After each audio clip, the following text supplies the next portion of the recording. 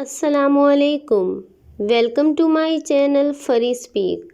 دوستو، آج کی یہ میری کہانی کسی کی زندگی پہ گزری ہوئی ایک سچی اور سبق آموز کہانی ہے۔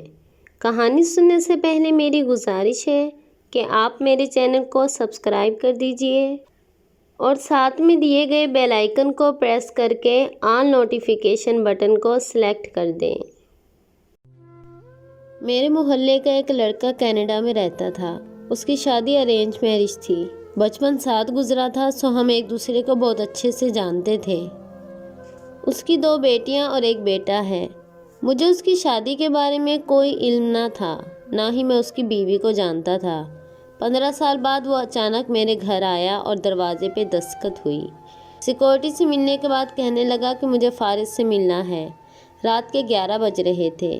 وہ مجھے دیکھتے ہی پہچان گیا، لیکن میں اس کو نہ پہچان سکا۔ خیر، جب کچھ قربت ہوئی تو میں نے اس کو پہچان لیا۔ عرفان صاحب، آپ آج اچانک؟ گلے لگایا۔ وہ بالکل بدل چکا تھا۔ سر کے بال جھڑ چکے تھے، گنجا پن آ چکا تھا۔ مجھے دیکھ کر بولا، فارس صاحب، آپ تو بالکل نہیں بدلے، جیسے 15 سال پہلے تھے ویسے ہی ہو۔ میں مسکرایا۔ نہیں جناب، ایسی بات نہیں، صرف ظاہری شکل نہیں بدلی، باقی دل، احساس، سوچ، خیالات سب کچھ بدل چکا ہے۔ خیر، چائے منگوائی۔ اس کا لہجہ کچھ دھیما ہونے لگا۔ میری آنکھوں میں دیکھ کر بولا، فارس، مجھ سے گناہ ہو گیا ہے، مجھے گناہوں کی معافی چاہیے۔ میں مسکرایا۔ عرفان صاحب، کیسا گناہ؟ آپ کیا کہہ رہے ہیں؟ چائے کا کپ سائڈ پر رکھ کے بولا، فارس، میری شادی ایک بہت پیاری اور پاک دامن لڑکی سے ہوئی تھی۔ ماں باپ نے رشتہ کیا تھا۔ ابو تو تھے نہیں، امی کو انکار نہ کر سکتا تھا۔ رشتہ ہوا، شادی ہو گئی۔ وہ بہت اچھی تھی، لیکن ہماری سوچ بہت مختلف تھی۔ میں کینیڈا میں رہتا تھا، اس لیے میں شراب پیتا۔ شراب پینا میرے لیے عام سی بات تھی۔ میں سگریٹ پیتا تو اسے اس عادت سے سخت نفرت تھی اور ہم دونوں میں جھگڑا رہنے لگا۔ میری دلچسپی میری بیوی میں ختم ہونے لگی۔ میں رات بھر عیاشی کرتا۔ ہر روز میرے بستر پر ایک نئی لڑکی ہوتی۔ شراب نوشی میں مگن میں زنا کر بیٹھتا تھا۔ وقت گزرتا گیا۔ اللہ نے مجھے 2 بیٹیاں عطا کی۔ میری بیوی حاملہ تھی کہ ہمارا کسی بات پہ جھگڑا ہو گیا اور میں اسے چھوڑ کر کینیڈا چلا گیا اور میں واپس نہ پلٹا۔ آج 10 سال گزر گئے ہیں اسے چھوڑے ہوئے۔ میرے پاس کروڑوں روپے ہیں، جائیداد ہے، لیکن میرا 2 بار بائی پاس ہو چکا ہے۔ شاید اب میرے پاس وقت زیادہ نہیں ہے، نہ جانے کب زندگی دغا دے جائے۔ وہ رو رہا تھا۔ میرا ہاتھ پکڑ لیا۔ فارس، میں اسے اپنے بچوں کو اپنانا چاہتا ہوں۔ مجھے بہت تیز بخار تھا، مجھ میں ہمت نہ تھی، پھر بھی میں نے اس کے کندھے پر ہاتھ رکھا۔ عرفان، اللہ سب بہتر کرے گا، تم اداس نہ ہو۔ وہ بالکل بلک بلک کر رو رہا تھا۔ فارس، میرے بچوں کا کیا قصور تھا؟ بھلا میری انا، میرے غرور نے ان کو نہ جانے کتنے در در کی ٹھوکریں کھلائی ہوگی، کتنے درد دیے ہوں گے۔ میں اپنی بیٹیوں کو سینے سے لگانا چاہتا ہوں۔ فارس، مجھے میری بیوی بچوں کے پاس جانا ہے، میں سب کچھ لٹا دوں گا۔ میں نے پوچھا، دوسری شادی کیوں نہیں کی؟ کہنے لگا، مجھے اس رشتے سے نفرت سی ہو گئی تھی۔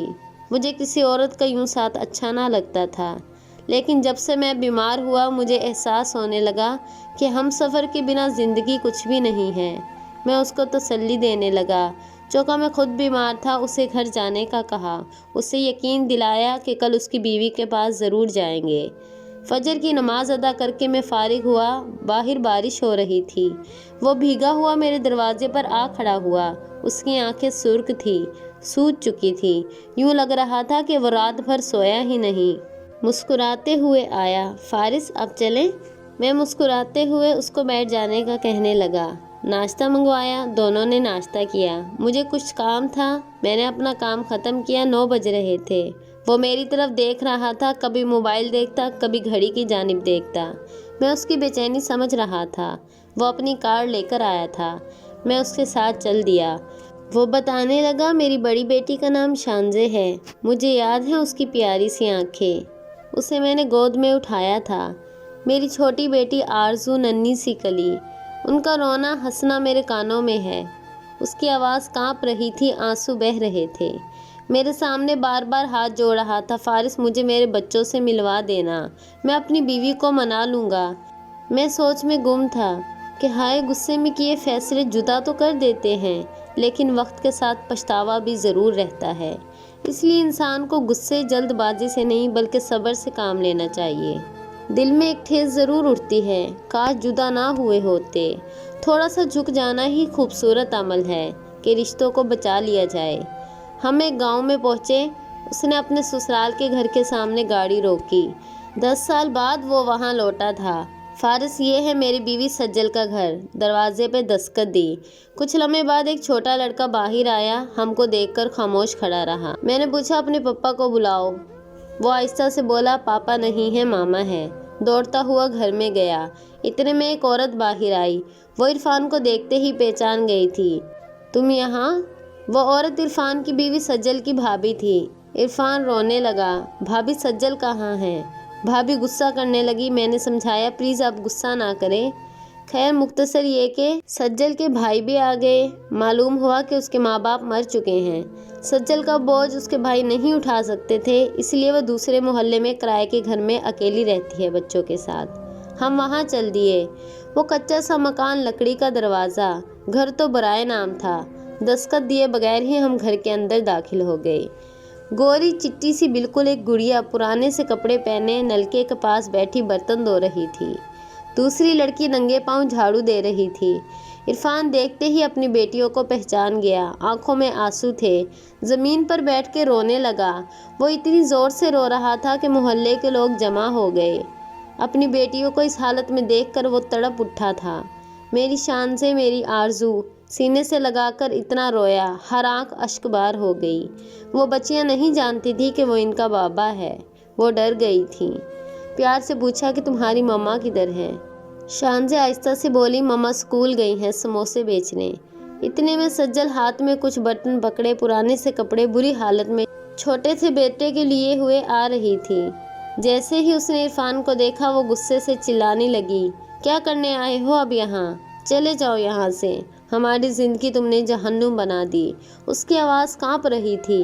وہ اپنی بیٹیوں کو پکڑ کر کہنے لگی میرے گھر سے نکل جاؤ۔ 10 سال بعد یہاں کیا کرنے آئے ہو؟ مر گئے ہو میرے لیے تم۔ اس کی آنکھیں بھیگ گئی تھیں۔ عرفان سجل کے قدموں میں بیٹھ گیا، پاؤں پکڑ لیے۔ سجل معاف کر دو مجھے، چلو میرے ساتھ میرے گھر۔ سجل نے انکار کر دیا، وہ کسی صورت بھی واپس نہیں جانا چاہتی تھی۔ عرفان رو رہا تھا، سب لوگ دیکھ رہے تھے۔ میں آگے بڑھا، سجل کے سامنے ہاتھ جوڑے اور سجل کو سائڈ پہ لے کر سمجھانے لگا۔ سجل کو بتایا کہ عرفان بیمار ہے، وہ موت سے لڑ رہا ہے، وہ زندگی کی بازی ہار رہا ہے۔ مانا اس سے غلطی ہوئی تھی، مانا اس نے ظلم کیا۔ اس کے چہرے کی جانب تو دیکھو، وہ کتنا تھک چکا ہے، وہ ہار چکا ہے۔ جانتی ہو سجل، وہ ساری رات نہ سویا تھا۔